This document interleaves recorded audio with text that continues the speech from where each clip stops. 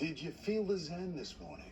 It may have been coming from Times Square, believe it or not. Yes, the most frantic, fast-paced part of the city was the scene of a yoga celebration of the summer solstice. The annual event, now in its 23rd year, is hosted by the Times Square Alliance. Several free yoga classes will be held until sunset. If you're looking for a little peace in one of the world's busiest intersections. I love that. I love yoga and I love Times Square. So it's like peanut butter and chocolate. They go well together. It is such a odd combination. Right.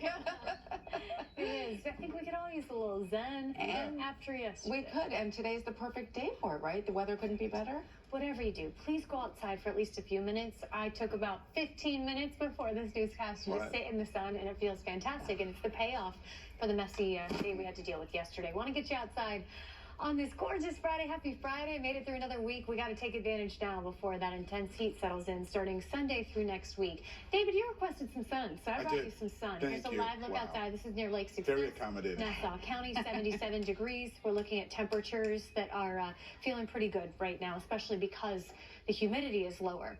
For Long Island, we're starting the day upper 70s, low 80s, 81 for Merrick, 80 in Comac, 80 for West Hampton Beach. Out east, a lot of people there. I'm sure Montauk sitting at 78 degrees, 78 for Greenwich as well. Zooming out, Central Park at 77. We're up to 82 already in Newark, 80 degrees for Wrightstown, 77 in Poughkeepsie. The breezy wind is noticeable. We're seeing gust speeds 25 to 35 miles per hour. So that gust, it's there. I think it's helping to contribute to the comfortable feel. It kind of keeps you cool as temperatures warm up. And the wind direction is super key out of the northwest. So it's bringing in that drier air behind the front. Here's where we're heading. Our highs today expected to land in the mid 80s for most of the area, even the lower Hudson Valley, upper 70s, low 80s today. Down the shore, mid 80s. Let's look back at Suffolk County. The beach, gorgeous. Fire Island today, 74, the forecast high. 80 degrees in Montauk. It looks like 83 for Melville.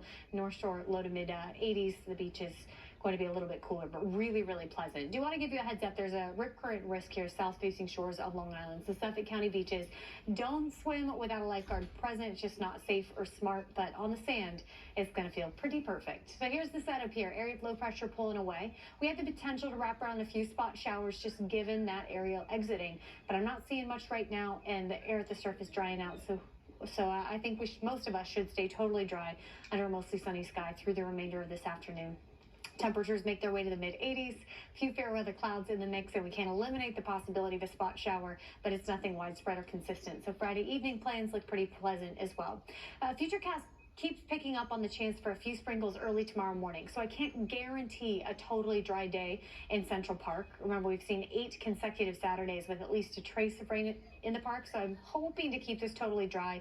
But even if it does sprinkle in the morning, I think the afternoon looks great. Temperatures will be a touch warmer tomorrow.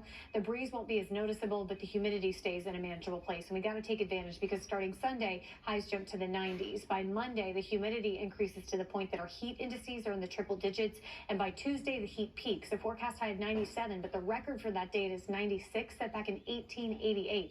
So this is some serious heat. It holds Wednesday and Thursday with highs staying in the 90s, it looks like, through the bulk of next week. When you have a long duration heat event like that, it doesn't give your body time to recover, and that's why it can be so dangerous. But today, all good out there. Mostly sunny skies. Again, highs in the mid-80s. It's not too humid. It's breezy, so it feels great no matter what your plans are. The summer solstice tonight at 10:42 under partly cloudy sky. Few sprinkles possible tomorrow morning, but the afternoon looks great. Partly to mostly sunny skies, not too humid, a little bit warmer, and then a whole lot warmer starting Sunday. Again, 3 consecutive days in the 90s would classify as a heat wave, and the 7-day right now has 5. And an important note here are the overnight lows. When your lows are our average high for this time of year, that tells you our bodies, just don't have time to recover. And we haven't acclimated yet because this is our first real heat wave of the season. So you got to take care of yourself next week. But this weekend, all good. Keep hydrated, right? That's the important thing. And lots of breaks in the shade or AC. If you have to be outside. I don't know. A lot of people I know are dreading it, but I'm like, bring it on, bring it on. I've been waiting for this heat.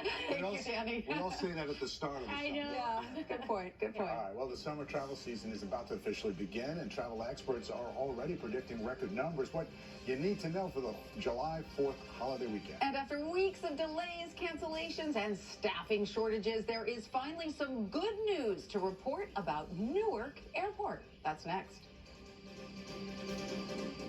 Join ABC7 to